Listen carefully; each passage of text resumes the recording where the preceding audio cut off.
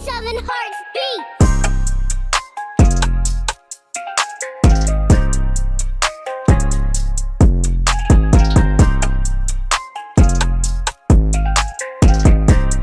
Kembali ke Yuji, dia dibawa Gojo untuk melakukan latihan meledakkan 2 kaleng soda tanpa menyentuhnya, 1 kaleng penyok, sementara yang satunya terpelintir sampai remuk.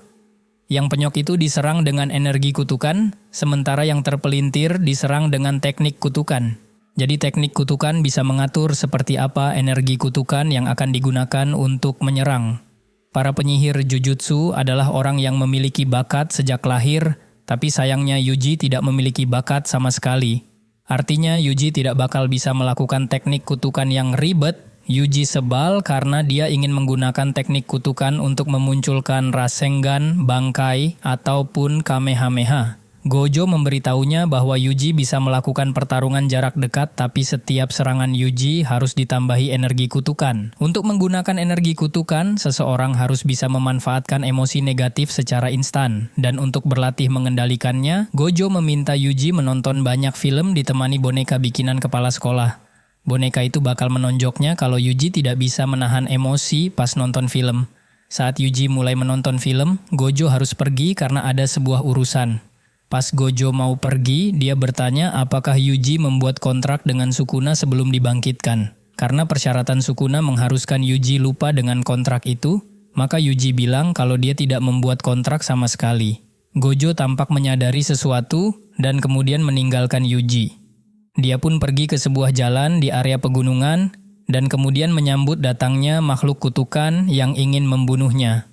Makhluk kutukan itu bernama Jugo dan dia langsung menyerang Gojo dengan semburan apinya. Tapi serangannya berhasil dinetralisir oleh Gojo.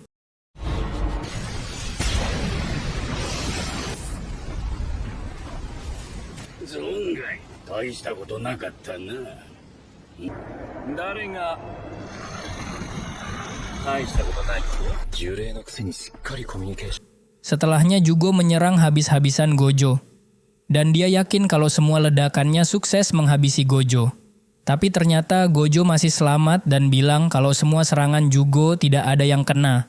Semua serangan itu hanya mengenai Mugen milik Gojo. Ternyata Gojo bisa memunculkan Mugen sehingga apa saja yang ingin mengenai tubuhnya akan tertahan. Setelah itu giliran Gojo yang mengajar Jugo habis-habisan. Setelah menyerangnya dengan kekuatan fisik, Gojo menciptakan bola merah di tangannya dan kemudian melancarkan serangan dahsyat yang sukses membuat Jugo terlempar jauh sekali. Dan kemudian tercebur ke kawasan danau. 手出して。ほらほら。ほら。こっちまで恥ずかしくなる。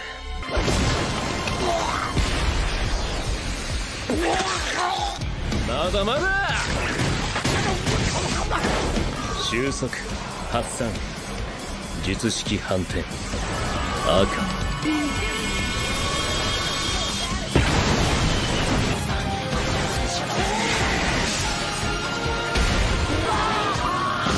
Gojo pun langsung pergi menemui Yuji yang sudah bisa mengendalikan emosinya. Dia membawa Yuji untuk pergi ke tempat Jugo berada.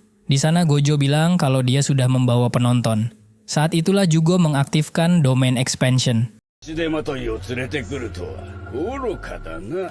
だって君弱いもん。なめんなよ効果が。そのにやけづらごと飲み込んでくれる。 Seketika itu juga mereka semua terlempar ke dalam ruangan yang dipenuhi gunung berapi. Gojo menjelaskan kepada Yuji kalau domain expansion adalah perluasan energi kutukan untuk menciptakan tempat yang menguntungkan bagi penggunanya. Selain itu di sana si pengguna pasti bisa mengenai targetnya. Hanya ada 2 hal yang dapat dilakukan lawan. Pertama pasrah terkena serangan, atau yang kedua kabur dari domain expansion meski itu sangatlah sulit. Jugo pun berkata bahwa di dalam domain expansion, Mugen Gojo tidak akan berfungsi sehingga serangannya pasti kena. Gojo juga tahu mengenai hal itu setelahnya dia memberitahu Yuji bahwa cara paling mudah untuk mengatasi domain expansion adalah dengan menimpanya dengan domain expansion lain. Kedua domain expansion akan beradu kuat dan yang lemah akan tersingkirkan. Gojo pun membuka penutup mata miliknya kemudian melakukan domain expansion. 領域展開無料空所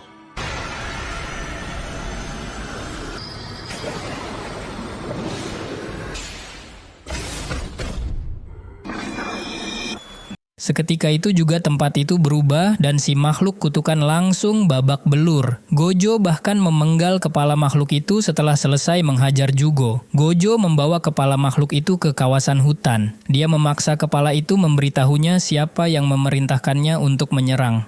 Saat itu juga makhluk kutukan lain yaitu Hanami datang dan kemudian berhasil membawa pergi kepala Jugo. Sementara itu, 2 murid dari SMA Jujutsu Kyoto pergi ke SMA Jujutsu Tokyo. Mereka adalah mas-mas bernama Todo dan juga mbak-mbak kembaran Maki yang bernama Mai. Mereka kemudian menemui Megumi dan juga Nobara. Karena ingin tahu kekuatan mereka, maka Todo akan mengajar Megumi jika dia tidak bisa menjawab pertanyaannya dengan memuaskan. Todo bertanya seperti apa tipe cewek kesukaan Megumi. Sedangkan cewek kesukaan Todo sendiri adalah yang berbokong semok. Megumi bilang kalau dia tidak punya tipe kesukaan. Setelah itu Todo berduel melawan Megumi karena jawabannya dianggap membosankan. Mereka pun bertarung dan Megumi jelas-jelas tidak bisa menandingi kekuatan Todo. Dia memanggil semua hewan kutukan miliknya, namun tidak ada yang mampu menghentikan Todo. Dan saat dia nyaris celaka, Panda dan juga Inumaki nongol dan menghentikan pertarungan itu. Setelah itu, 2 murid SMA Jujutsu cabang Kyoto pun pergi. Terlihat Gojo pergi menemui kakek-kakek kepala sekolah SMA Jutsu Kyoto yang bernama Gakuganji. Gojo membahas mengenai para elit Jujutsu yang menggunakan cara tradisional untuk menahan energi kutukan. Gojo tahu kalau para elit sudah tidak bisa menahan energi itu sehingga menyebabkan banyak sekali masalah. Gojo juga membahas mengenai insiden Suguru Geto 1 tahun yang lalu. Dengan semua kondisi yang tidak terkendali itu, Gojo bilang kalau hanya dia yang bisa mengatasi keadaan. Dan setelah menceramahi si kakek tua, Gojo pun langsung pergi meninggalkannya. Beberapa bulan kemudian ada sebuah insiden pada pemutaran film bioskop. Setelah film diputar, ada 3 penonton yang ditemukan tewas dengan kondisi mengerikan, tempurung kepala mereka telah berubah. Dan di sebuah gang terlihat seorang remaja bernama Yashino mendatangi pria bernama Mahito. Dia bertanya apakah Mahito sudah membunuh 3 orang di bioskop itu. Mahito pun terkejut karena remaja itu bisa melihatnya. Sementara itu, Yuji bersama pria bernama Nanami Keto sudah sampai di depan bangunan bioskop untuk menyelidiki apa yang terjadi. Kembali ke Yoshino, dia adalah murid SMA yang selalu dikerjai berandalan sekolahnya, dan kebencian Yoshino meluap karena selalu dibully. Suatu hari dia membolos sekolah dan menonton bioskop. Di sana ada 3 anak SMA selain dirinya yang sangat berisik saat film diputar. Memanfaatkan kebencian Yoshino, Mahito muncul dan menghabisi 3 siswa SMA yang berisik itu. Setelah Mahito pergi, Yoshino berlari menyusulnya dan dia bertanya apakah Mahito bisa melakukan hal seperti itu lagi atau tidak. Sementara itu Yuji dan juga Nanami menyelidiki kawasan bioskop, ternyata Nanami adalah junior Gojo yang diminta untuk mengajari Yuji. Karena itulah Yuji ikut Nanami menyelidiki kasus bioskop itu. Di atas gedung mereka dihadang beberapa makhluk kutukan. Nanami membantai mereka dengan sangat mudah. Sementara itu Yuji ternyata berhasil menguasai jurusnya. Dia memusatkan energi kutukan di kedua tinjunya dan lantas maju dan menghabisi makhluk kutukan itu. Dan saat itulah Nanami menyadari sesuatu, dia mengambil gambar tangan makhluk kutukan dengan ponselnya. Yuji terkejut karena tangan makhluk kutukan bisa tertangkap kamera. Nanami berkata bahwa yang mereka hadapi itu bukanlah makhluk kutukan melainkan manusia. Atau lebih tepatnya adalah mantan manusia. Ternyata ada yang bisa mengubah mayat manusia untuk menjadi monster yang menyerupai makhluk kutukan. Nanami sendiri sudah mengetahui hal itu sejak lama. Tetapi dia merasa bahwa yang mereka hadapi bukan sekedar mayat manusia yang dijadikan seperti monster. Setelah penyelidikan dilakukan, Nanami berhasil mendapatkan info mengenai Yashino. Anak SMA itu ada di lokasi kejadian dengan korban yang meninggal di bioskop. Selain itu, ternyata Yashino juga satu sekolah dengan para korban. Karena itulah Nanami meminta Yuji untuk mendekati Yashino dan menyelidiki apa yang terjadi. Yuji dan juga Pak Ichiki pun pergi mencari Yashino. Dan setelah menemuinya, mereka diam-diam mengikutinya sambil membawa kurungan besi makhluk kutukan. Beberapa waktu sebelumnya, Yashino diajak Mahito melihat hasil eksperimennya.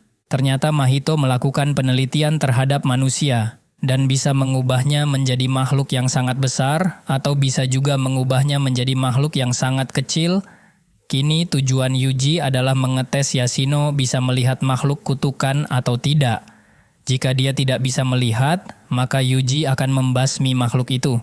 Tapi jika Yashino bisa melihat tapi tidak bisa melawan, Yuji akan membasmi makhluk itu dan menanyai Yashino.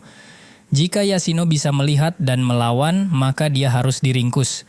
Yashino sendiri bertemu dengan gurunya yang sangat dia benci. Guru itu selalu melihatnya dibuli tapi tidak mau menolong. Saat itulah Yuji datang sambil menangkap makhluk kutukan yang dia lepas. Dia sadar kalau Yashino bisa melihat makhluk itu. Setelahnya dia mengajak Yashino untuk ngobrol, tapi guru Yashino tidak mengizinkannya karena dia juga ingin ngobrol dengan Yashino. Saat itulah Yuji melepaskan celana Pak Guru dan kemudian berlari kabur. Karena kesal Pak Guru pun lari mengikuti Yuji. Dan setelah Pak Guru pergi, Yuji langsung nongol dari arah lain. Dia mengajak Yashino ngobrol sambil berjalan. Sementara itu, Nanami berhasil menemukan tempat Mahito melakukan eksperimen. Mahito datang dan bersyukur karena bukan Gojo yang menemukannya. Mereka berdua pun bertarung di sana. Mahito jelas lebih unggul dan bisa mendesak Nanami. Meski begitu, Nanami tetap melawan. Saat dia sudah terdesak dan mulai babak belur, Nanami mengumpulkan energi kutukan di sekitarnya dan siap bertarung lebih serius dengan kekuatan itu.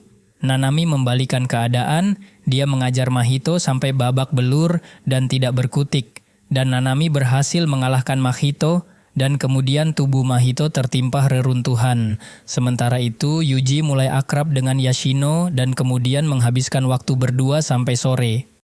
Jika kalian menyukai cerita film ini, jangan lupa berikan like dan silahkan tonton cerita menarik lainnya juga di channel Nerohibi. Terima kasih sudah menonton sampai habis. Jangan lupa nyalakan loncengnya dan sampai jumpa. あの日見てた夢のかけら